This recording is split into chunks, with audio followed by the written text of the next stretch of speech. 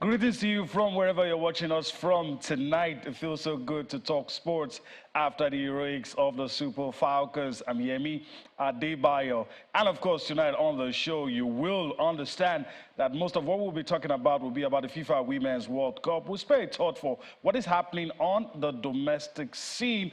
But trust me, we will concentrate on the Super Falcons and all the other things happening around the FIFA Women's World Cup. And of course, it's no longer news. You already know Super Falcons of Nigeria secured a win today. We'll talk about that as we move on. It's a two-man show.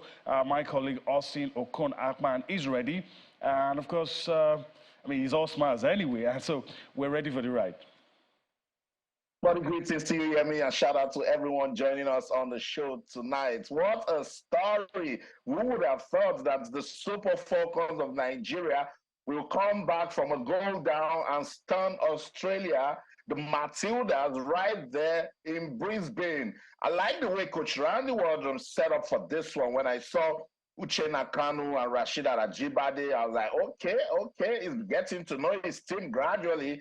And then Alimatu Ainde was returning to midfield, and with the fantastic job Christy Ucheibe did in the first game against Canada, I knew that we're going to have a good game. I predicted it on the show last night. I said it's either a 1-0 or a 2-1 win for Nigeria.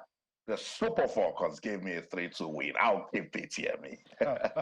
All right. So, of course, let's introduce our partner in the Lagos studio. He joins us now. And of course, Shola Rogers joins us now. It's been a while. Shola Rogers, it's great to have you in the studio with us tonight. It's always a pleasure to be here. I know it's been a minute, right? But every time I come here, it's always beautiful. Last time we were talking about Pelé. Tonight we're talking about something on the legendary level too. Yeah, something on that level. At some point, we will go into that segment proper where we'll talk about, of course, the FIFA Women's World Cup. While I go to my seat, I just want to get Shola's thought quickly before we get into that segment. A lot of people now, supporting the Super Falcons, saying all sorts of things. But before the tournament started, how optimistic are you? Let me confess, I wasn't really optimistic. Okay, yes, everybody had this feeling, especially with what was going on in the admin side of things, the issue with the coach and the Football Federation did not inspire confidence. But there's always that thing about the Falcons, Super Falcons, that makes you want to believe against all, things happening around them, that they're going to soar, they're going to go high. And maybe I'm just too in love with the team to feel that they were going to fail. I just knew that they were going to pull off some kind of thing, but I didn't expect it. I'm not going to lie, against Australia. So yes, I was optimistic. All right, I'll confess, everybody know my secret is out. The optimism came after I saw what New Zealand did to Norway, and on the strength of that, I thought, yeah, our girls could do this as well. But one man who has always been optimistic, I must give him props for that, has been Austin Okon Akman, who's always been saying that, look, these girls can do it, these girls can do it. But even Austin probably wouldn't have been brave to predict that the girls will come back from a goal down, hold their nerve, win this game. When the ref gave them 11 minutes, I don't know. Nobody can take this much. But they took it and they won the game. They had to stay focused. A lot of things happened today, and the stars just aligned with the Super Falcons. What a time to get the equalizer to stun the spectators right there in Brisbane. And look, if they had gone into the break, losing 1-0, it would have been a problem for the Super Falcons. But Uche Nakanu's goal just before halftime ensured that everything got squared, everything was leveled up, and now we needed to just, come back and see what can, turn it around for the Super Falcons. What a story. What a game she has had at this World Cup already. Osinachi Oale, she was fantastic. She was a warrior at the center of defense, and in a very good way.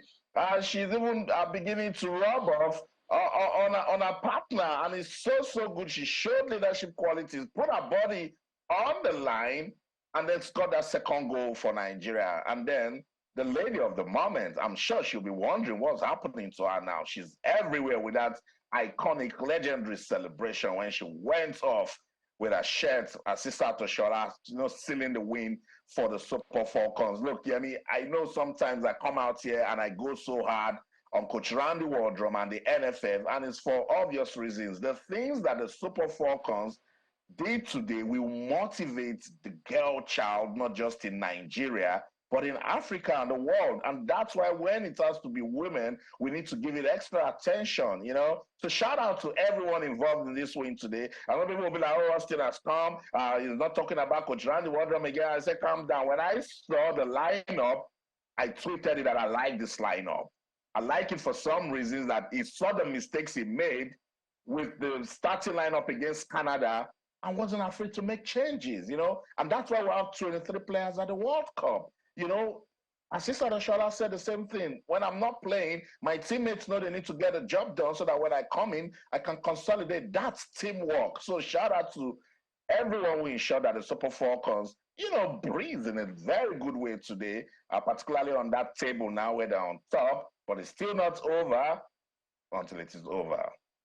Definitely still not over until it's over. So let's just quickly go into that segment and let you know that this segment is brought to you by Stanbic IBTC, the official insurance partner of the Super Falcons. And hopefully our own Cecile Morogbe will join us all the way from Brisbane as we take a look at all the things happening in your fast-paced, money-spinning world of sports, but this time solely about the FIFA Women's World Cup. And a lot of people will be looking at us, just in case you missed it by any chance. Let's just show it to you, the results for today. Special emphasis and focus on the Super Falcons of Nigeria. I'm very sure the results will come up on your screen, and we'll talk about. But Shalawa will talk about that. There's no way you're not going to talk about Coach Randy Waldrum. He's received a lot of stick. But you see, can these two things be true at the same time? A lot of people accuse him of not knowing his team. At the same time, believe the credit for the Super Falcons' performance there in Australia belongs to him. Can these two things be true at the same time? Oh, well, let me start by saying that I am not a big believer in Coach Randy Waldrum.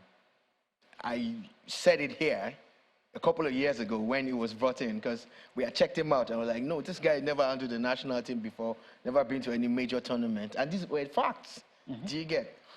But today, the fact that he actually benched Assisat in a game like this, big game, it shows that he has what it takes, to say, I am going to throw caution to the wind and play a certain kind of way against the number 10 ranked team in the world. Nigeria is 40 in the world. Australia is 10. And he actually benched our best player. Not every coach can do that. For the kind of tactical changes that he made, when he brought out Ashley Prompter and all of that, I said to myself, this man deserves credit. So we're not people who will stay on one side and see something good happen and not say it. But I dare to say that Mr. Waldrum today deserves all the kudos for this victory, especially for him to bring out the best in the girls. Because I know that the girls also, of course, they were stars on their own. But the man did the right things. He made the right calls, did the right substitutions at the right time. The fact that you even thought that you made mistakes against Canada. Canada's ranking in the world, Olympic champions and all of that. And you felt that playing against them and you got 1 point from that was a mistake and you changed things. Shows that, you must give kudos to Randy Waldrum, regardless. All right. Let's talk about the most famous results anywhere in the world as far as Nigerians are concerned at this very moment. And that's what you have on your screen. in Group B, the Matildas, I say that again just for emphasis, lost to the Super Falcons of Nigeria, 2-3. Nigeria on top of that. This Thursday's result, let's see how it stands in Group B, if we can quickly get to that. It will be very interesting to see that Nigeria sits on top after 2 matches, 4 points, followed by Canada, Australia, and Ireland.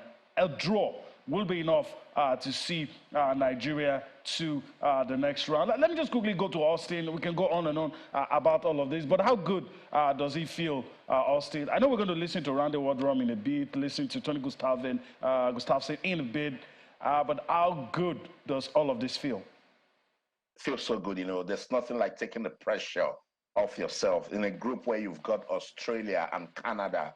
Australia ranked 10th in the world, Canada Olympic champions and ranked 7th in the world. Even Ireland is ranked better than Nigeria. I think they're ranked 22nd in the world. And with what I said about the regional development happening with football in Europe, Ireland is showing some, quality.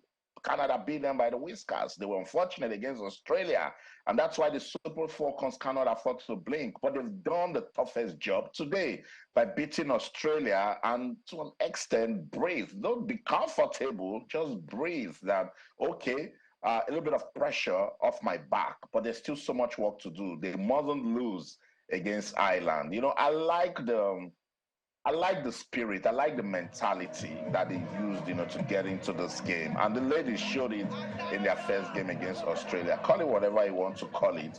They've done a good job by staying focused when the shenanigans between Coach Randy Wardrum and the NFL was playing out. I'm sure it was their level of determination and attention to the task ahead of them that even turned things around for this guy, Coach Randy Wardrum. So he just had to show leadership. And remember, when he started talking about his team, I was teasing him that finally he can say something other than, yapping the NFF. And the spirit that these ladies take before a game and after a match, always singing and dancing, getting into a joyous mood, that's the spirit of optimism. And when they put positivity out there, everything around will align for them. Let's listen to the man who has received so much knocks from me, but tonight I'm giving him hugs and side pecks. Coach Randy Wardrum has been talking right after that match against Australia.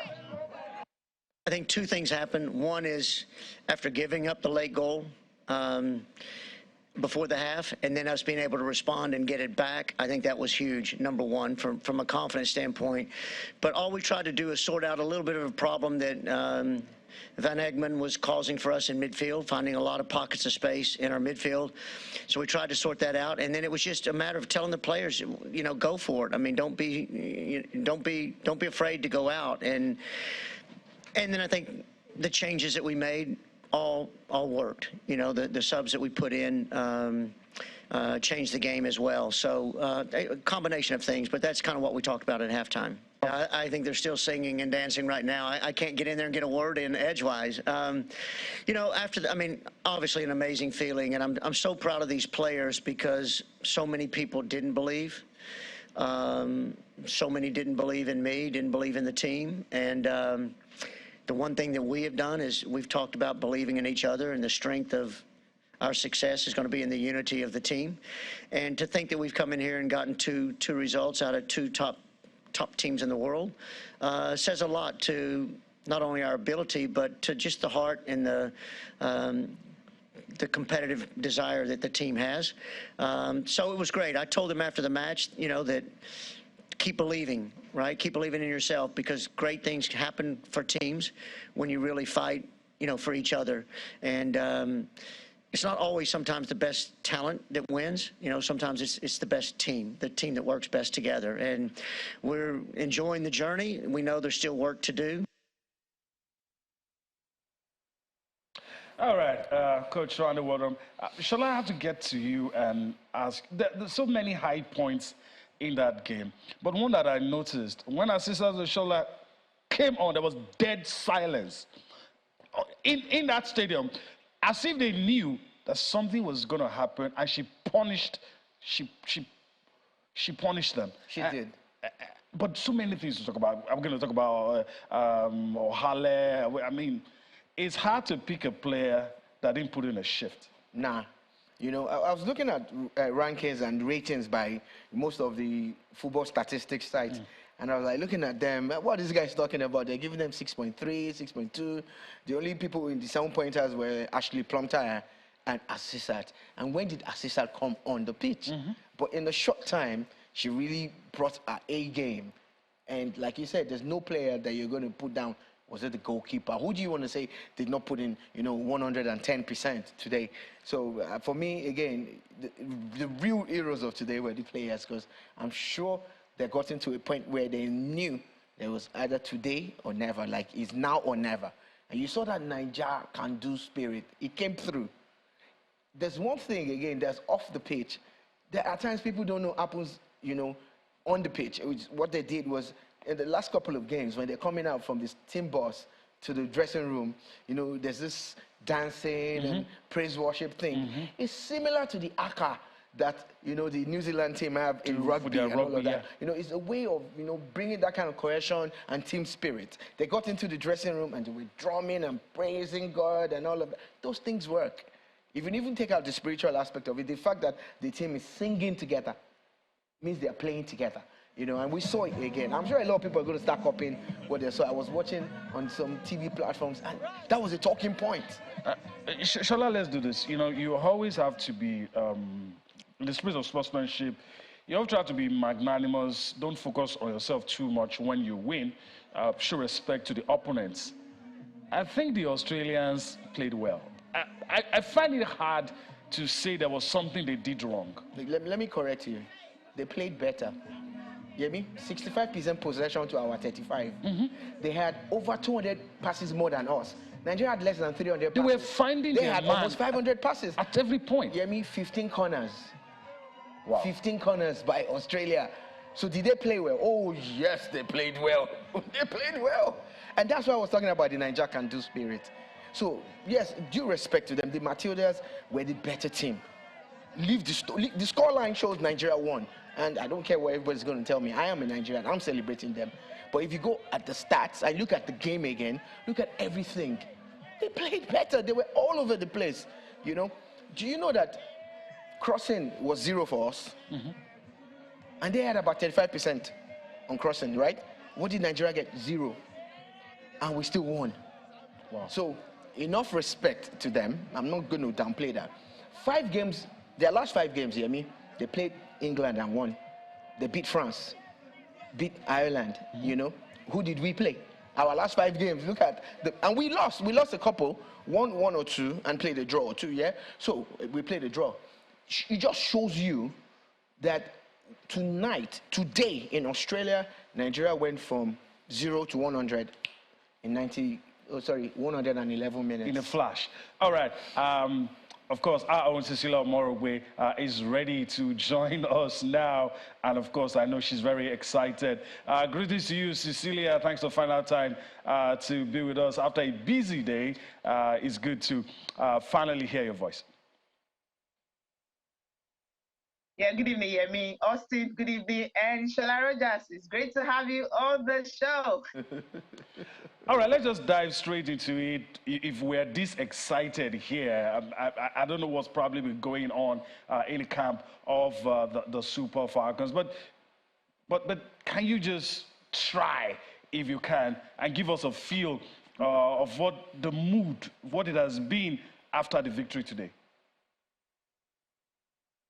Yeah, I think you've seen some of the videos coming out, the mood electrifying. I think that's the best description because when the game started, the crowd at the stadium, 49,000 plus, almost 50,000 people were at the stadium to watch this particular game. The Australians were happy.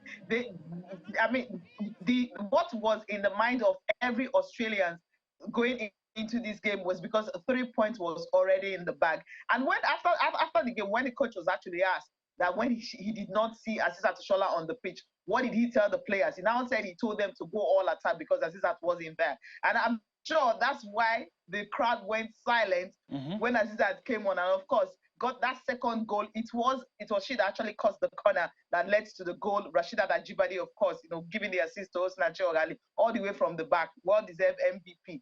And then also, before Asisat also scored her own goal. And everyone has been talking about her because she hasn't people say she doesn't perform well with the national team, the way she performs at Barcelona. But then she has proven everyone wrong that she can actually do that on both sides. But then that game, I mean, the mood, as you said, I mean, the pictures tell the story because the way the players were dancing, even the ones that didn't play, Deborah Abiodun and all the players that it's something that Falcons will celebrate for a long time because, as you guys have rightly pointed out, the statistics, if you look at the stats, I mean, Falcons would have lost. We're not looking at the stats, we're looking at who played the game and who scored the goals. Yes, Australians had the possessions. When it comes to corners, we lost count of counting numbers of corners they got, but they were only able to utilize just one. That was during that 11 minutes added time. I mean, when we saw that 11 minutes added time, we're looking at each other.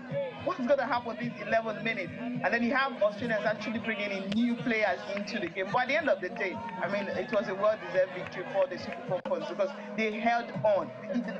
Just check the first half when they were playing. The first 20 minutes, I mean, they were locked into the half part of for the Super Falcons. So you didn't have the Falcons having the ball at all.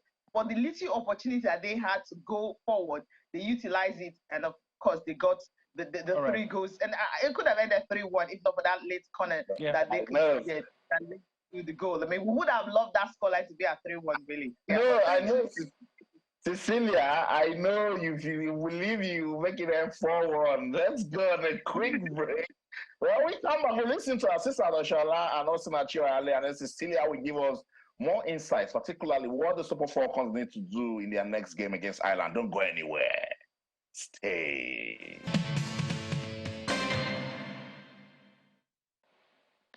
All right, so that's it. Just like Austin said, let's quickly listen to, of course, the heroes of the day, Azizat Oshola, Osinachi Ohale, their immediate reactions after that game. We'll come back, we'll listen to Cecilia, and of course, Shola Rogers is still with us in the studio. We'll talk more about that game. But first, let's listen to the Gladiators. Like, I feel so great. I feel great. I feel happy. I'm happy for myself. I'm happy for my team and how far and what we've achieved so far. When you got that goal, I mean, and you felt that, and we're afraid what was going to happen. Like, it was crazy. Like, I was struggling to breathe. Like, I couldn't catch my breath. And they didn't know, my team, they didn't know what was happening to me. Like, they came jumping at me and all of that. It was when they realized, like, oh, they had to back up. But I'm happy I got the goal for my team. I'm happy I continued, I finished the game. So I'm cool. Ready to give 100% effort, and I'm a team player. I don't care the minutes I play. I'm just always ready to go out and give my 100% effort, and also to help the team get the 3 points or whatever point we need. Yeah, you got to mention that you had enough coming into the game. So how are you feeling now? I'm getting better. There was no point going 90 minutes if I can't give 100% effort. So if I have to play 20, 15, 10, 5 minutes, 2 minutes, it doesn't matter how many minutes I have to play. But whatever minutes I'm going to play, if I can give 100% effort, then I'm going to do it. All right, Shola, before we get back to Cecilia, I mean, of course, you saw that Cecilia caught up with them. The team spirit. You know, I was telling you off camera that when what happened to Osinachi happened, I was afraid because if she had gone out, it could have disrupted our reading, what was going, especially the partnership at the back. It could have. And as Oshola telling us, look, I'm not selfish. Even if any other person is playing, whenever I come on, I'm going to contribute. There's no point playing if I can't give 100%. Those are the kind of things you hear from a team that's together. Yeah, for real. It's the teamwork, the cohesion, and we saw everything play out today, like literally play out today. I just want to say something before we continue along that line. I saw a lot of people bashing Asisat when we played a draw with Canada. And I said to myself, half these people don't watch women's football. So you don't even understand how big Canada is. Then you keep bashing Asisa, oh, she does not play for Nigeria. Because I'm talking about it because Cecilia also said it, yeah. And she also got it from what people were saying. We all saw it. She doesn't play the same role that she plays for Barcelona in Nigeria, and it's not the same set of players. Probably doesn't get the same supply. You know? So, and it's not the same style. It's not, because everybody just thinks that they can analyze and say these things. So at times you need to slow your roll and understand the context in which they are playing.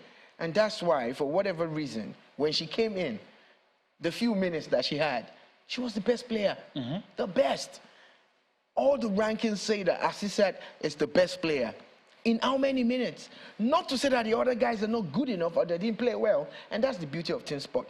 Team sport. Did you see the way Ohale was tapping her shoulder when she was talking about she didn't care as long as she gets to give 100%, even if it's for 5 minutes? That's the spirit you want to see. And that's why I talked about the way they always disembark from the team bus. Those things matter in football. It matters in team sports. The way they are so together. And that's what you're playing up. And that's what we want today. All right. All right. Let me go to Cecilia. And, like I said, I talked about respecting your opponents and all that. I know you probably met with one or two Australians, probably not happy with the results. But injuries and all, did they downplay our victory in any way? Because, this one didn't play, Sam Kerr didn't play, this injury, that injury, a concussion here and there. Did it feature in some of the things the Australian fans said to you?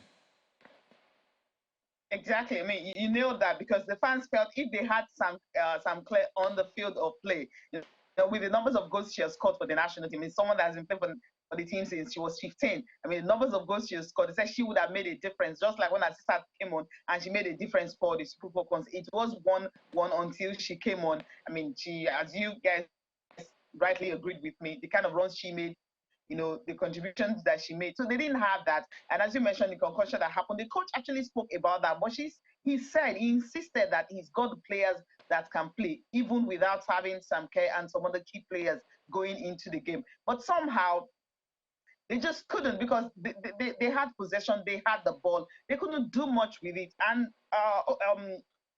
Chiamaka Nnadozie also, I mean, she made some fantastic saves. And also that she was a wall that they just couldn't pass through. So when you have this combination at the back, the Falcons tried as much as possible to hold their own, and they didn't have that finisher, that person that could just put the goal, into the net. That really, may have, according to what some of the fans were saying, and even the coach, may have affected the team. But why some of them actually said that the coach seems to have built the team around Sam Kerr, that he should have looked on the other side. But he wasn't saying that at the press conference going into this game. He felt he's got the players that can actually deal with the firepower of the Super Falcons. And that's why he said when he saw the team, and when the team filed out and there was no Asisat Oshoala, no Zero Kpanozie, so he thought this is something they could win. I think it was a shocker for him at the end of it, because he didn't expect the Falcons to be so defensively organized. Yeah, I can say defensively organized, because there are some goals, I mean, they could have, gotten, but they just couldn't. And not only that, yes, they had possession, but what could they do with it? Literally nothing. And at the end of the day, it was a victory for them. Some of the fans had to take sides, because when the game started, yes, it was all about beating them. But then after the game, what happened? I mean, the Nigerian fans, very few of them, were literally looking for them everywhere to see if I could find one or two Nigerian fans to interview. If I finally got to, they said they came here as rent, but now they are now landlords. And then some Australians now have to join the Nigerian fans to, celebrate that victory. All right. I think overall for the Super Falcons of Nigeria, Australia actually underrated them, and then they got beaten. All right. They underrated them and got beaten. Let's listen to the explanation of the Australian coach, Tony Gustafsson.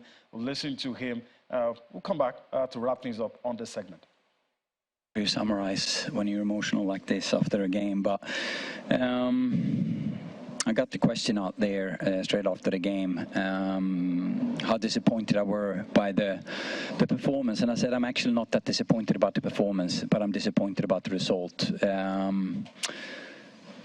The way the players handled the player unavailability going into this game. A lot of questions were how are you going to attack, how are you going to score goals, and we showed tonight, if you look at our attacking game, that we can still play the way we want to play. We created enough chances to score even more goals. If you look at some of the stats, we have double the amount of final third entries than our average. We had double the amount of box entries than our average. We had 28 shots. We scored 2 goals. So the attacking game was actually much improved compared to the Ireland game, which I'm happy about. The defensive one, the second ball game cost us 3 goals. I think the second ball was amazing against Ireland. We knew it was going to be a second ball there. We talked about a second ball game against Nigeria, especially in the center of the park. And unfortunately, the second ball game cost us 3 goals tonight. We knew that Nigeria had some very good attacking threats, and it was costly for us tonight, unfortunately. All right, that's Tony Gustafsson, the coach of Australia. Cecilia, we know you're very busy and we have to let you go. But as your parting shot on the show, I mean, tell us, any news from the camp, injuries, or, you know, players likely to feature prominently in the coach's plans in the next few games? I think there are none, except, you know, when at the press conference, the coach actually talked about Sato Shola, you know, that she had a knock, and also Zach Wanozebo. He now said they were back into the team, and that's why, of course, he didn't start her, because he said she picked up that knock the knock before, you know, the World Cup, and so that's why he did not start her, you know, in the game against Australia. But then, and overall, like, all the players are fit. That's what he said, that the ones who had knocked Zerakwa, they had recovered. So I believe maybe Zerakwa might play the game against the Republic of Ireland. We've seen Onome, of course, making her 6th World Cup appearance when she came on, and that's why the fact that the Australians were losing. I mean, there was the applause that actually came on for her, making her 6th appearance officially at the FIFA Women's World Cup. So we've seen these players play. Then the only player we haven't seen play is Monday Gift. Monday Gift was dancing all through. So at the train, so she's obviously fit. She was dancing. I mean, just ensuring that the other people can also follow suit. She started the dance game, and Francisca Odega and Rashida Najibari, and also, of course, Aziza Shola had to follow that step. So obviously she's fit. So we're going to be having a full complement of our players going into the game against the Republic of Ireland on Monday. And then, well, we'll see if Falcons can maybe top the group or finish second, stay in Brisbane, and continue the campaign in the round of 16. All right, questions we want to thank you. I will let you go, Cecilia. Just quickly, Asisat Oshoala made record, first African woman to score in 3 different World Cups. You know, how does she feel about this, and is that going to be a strong motivation going forward? Obviously, because I mean, she, you know, when she scored the goal, she took off her shirt. She collected yellow for that. She didn't mind at all. I mean, that's what it means for her. She's been waiting for this. I mean, she reads about everything that people write. The first question I asked her was, "So what do you think about this?" She said, "Well, this is her. You know, when she can contribute 100%, she always do that." And people didn't even know that she had enough going into this game. And then she came on and she played the first game, you know, I think 70 minutes before she was substituted, and then the second game she came on as a sub. I remember what a super sub she was, you know, in the game. So this obviously served something for Asisat Oshoala, and we all are actually happy for her being able to break the dog, because, you know, there's just this poster girl that we have about her. At the press conference, every journalist from the US to Vietnam, everywhere in Sweden, the questions they are asking about Asisat Oshoala. So she's just the poster girl for African football, and she plays for Barcelona. She won Champions League with Barcelona. So coming into this, it was all about her. And this one, I think this is it for Asisat going forward in this World Cup. 2015, 2019, and now 2023. Before we let you go, finally, Osina Chioale, woman of the match, outstanding performance. She was a warrior. She took a bad kick to her ribs. Cecilia, how is she doing? Yeah, she's fine. I mean, I spoke with her after I missed the zone, and she said she didn't even know what happened. That she wanted to stand up to celebrate, and she told me that she's been hit. And then she had to lie down to try to recover. That her teammates started cheering and saying, "You can do this. Just stand. You can do this. Just try." So then she got treated, and then she came on. She was dancing.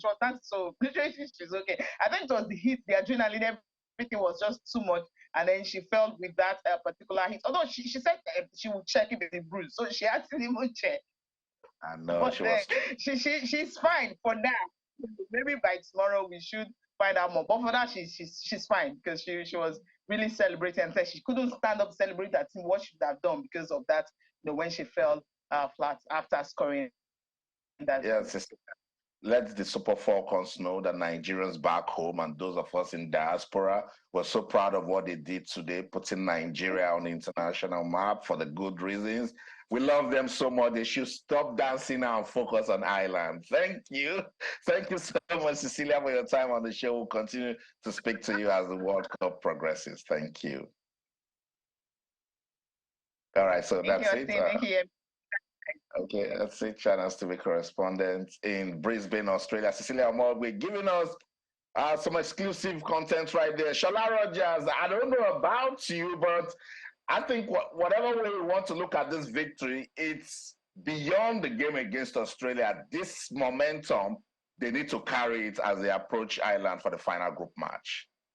And before I allow Shola answer that question, let's just quickly say that we've ended that segment where that's being sponsored by Stanbic IBTC, the official insurance partner of the Super Falcons. But of course, we continue with the FIFA Women's World Cup. I just allow Shola, piggyback and answer what the question that Austin just asked. It's the World Cup finals. You played a lot of games before you got to the finals. So you are actually at the finals. So every game is a final.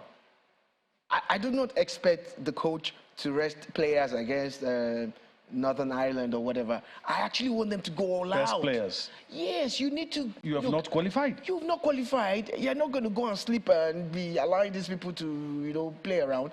So the same momentum, just like Austin said, is what you expect. Like, every game is a final at the finals. So the next game, I think, is in 3 days' time or so. Let's take it like a finals again and forget what you've done with Australia now, and move on already. Like, right now, we're going to play these guys like our lives depend on it. All right, that's how it should be. All right, let's spend a few minutes we have left on the show, precious little minutes that we have left, and talk about the other groups and some of the things that happened today. A lot of people waited up to see the Netherlands and the United States. It was a blockbuster. I had a goal apiece, and let me just quickly, okay, that's it. Just for those who missed the game, United States and Netherlands ended 1-0. Portugal beat Vietnam 2-0. For me, I think the Netherlands benefited more from this result because now their destiny is in their own hands. Exactly. Nobody saw this one coming, right? We know how powerful the USA team is. They are the best in the world. Even with this 1-1 result, don't write them off. Don't think because they played 1-1 against the Netherlands, because there was a goal that was chucked off and everything. But regardless, the Netherlands team are one of the best too. The way they played without any respect. They played without any care in the world, and they went for the jugular. I saw two amazing teams play football. The women's game is so exciting. You cannot fault the quality. The quality of the play, the tactics, everything was on point. But the result is not the one that we were expecting. A lot of us who have a soft spot for the USA, largely because of the quality of that team. You cannot hate what they do. But kudos to Netherlands. If I bet on this, I would have lost. I didn't see this one coming. 1-1. It's huge. And quick one, Portugal, Vietnam, you say expected? It was expected. It was expected. And look at the way Portugal set up. Look at the way they played. Could have been more than two. Should have been more than two. There was a ball that hit the upright that was definitely going in and all of that.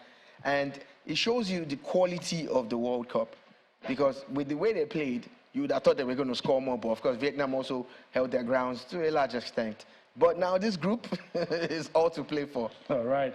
It is all to play for. All right, let's just quickly go to Austin. We'll take us through the fixtures, and he probably has a thing or two to say about the game as well. Austin, any of these results come to you as a surprise? No, it did nothing. Came to me as a surprise. Remember I talked about the Netherlands when I was analyzing England's preparation for the World Cup, and I said, Coach Wigman of England and what she did with the Netherlands 2-3 years ago before joining England, all the Netherlands need to do is sustain the momentum. They are ranked 9th. I mean, for a team that is in the top 10 of women's football in the world, they're not going to be pushed over. And hey, look, whenever you're playing the United States of America women's football team, you need to motivate yourself to get into such match. And that's what the Netherlands did today. Got that early goal in the 17th minute. In fact, the Americans should be lucky that they even got one to level up and then play the draw. And that has now thrown the Group E table open because Portugal will believe. Portugal, debutants at the Women's World Cup, recorded their first win against Vietnam today, and they are pumped up, yes, on paper, with the pundits such as Shala Rogers and the big guys out there. They will easily say America will beat Portugal, but we will tell you to go and watch the Philippines and New Zealand. Yeah. We'll also tell you to go and watch New Zealand and Norway. This is women's football where anything can happen, and I love it here. I mean, this is what we predicted before the start of the competition, and we're getting just that. We are. So let's talk about what's going to happen tomorrow. It's right there on your screen. I'll take you through. Austin had referenced this, talked about Coach Wigman with the Lionesses. England takes on Denmark. China takes on Haiti. All of these matches in Group D. And in Group G, Argentina will take on South Africa. Of course, the South Africa pumped up. They're hoping they will be able to get their first win in the tournament. Shola, before we leave the FIFA Women's World Cup, South Africa. No disrespect to them, doing well. You could say they're the reigning kings, queens on the African continent, but they're still yet to make people notice them on the world stage. Yeah, I think you just hit the nail on the head. This is Africa's best team. As much as it hurts me to say, yeah. But the South African team is Africa's best team, and that's the truth. So you're expecting that at least tomorrow they will come to the party. We don't care who they're playing. I know Argentina has a very good team, but they will be motivated by the Falcons. Like, if Nigeria can do it against Australia, we should be able to do it against Argentina, because Africa has not had a good showing so far at this World Cup. So South Africa, go for it. All right, South Africa, go for it. Well, we have probably just a minute or two before we go, but I'll quickly yield to Austin, and let's talk about what the league board is doing and the plans for new season. Austin, we may not be able to talk about them, but you've read and you've seen the clips of what the new board, what they're planning. A date has been fixed for the start of the new season. We are hearing all the good things. Implementation is something else, but as far as saying the right things go, we're hearing the right things. And we did hear those right things before the start of the abridged season and the Super Six, and we all agreed that they did a good job, and we give them some level of commendation. But it's about sustaining the momentum. It's about getting better, and I like the fact that now there is a board. And the board is also still led by the St. Benga Elegbelair that did all of the exploits that we commended them for. So with Daniel Amokachi bringing his expertise into it, and some of the faces we saw, Austin Eguavoin, there's David Owumi right there, the Edo State governor, deputy governor also loves football and is putting in his one or two. So, I mean, I'm really hoping that we'll get something better August the 26th when the new season starts. All right, Austin, we got to go. As much as it helps to say, but we got to go.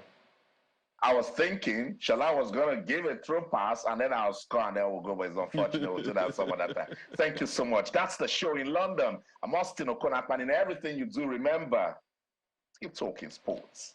Right for now. All right. Time not your friend. You're having fun. But first, before I go, I want to thank Shola Rogers for his time. Hopefully, we'll get to do this some other time. I would love to. All right, that's the show today. We do hope you enjoyed everything we've been able to bring to you. We'll do this again tomorrow. I'm Yemi Adebayo. Bye-bye now.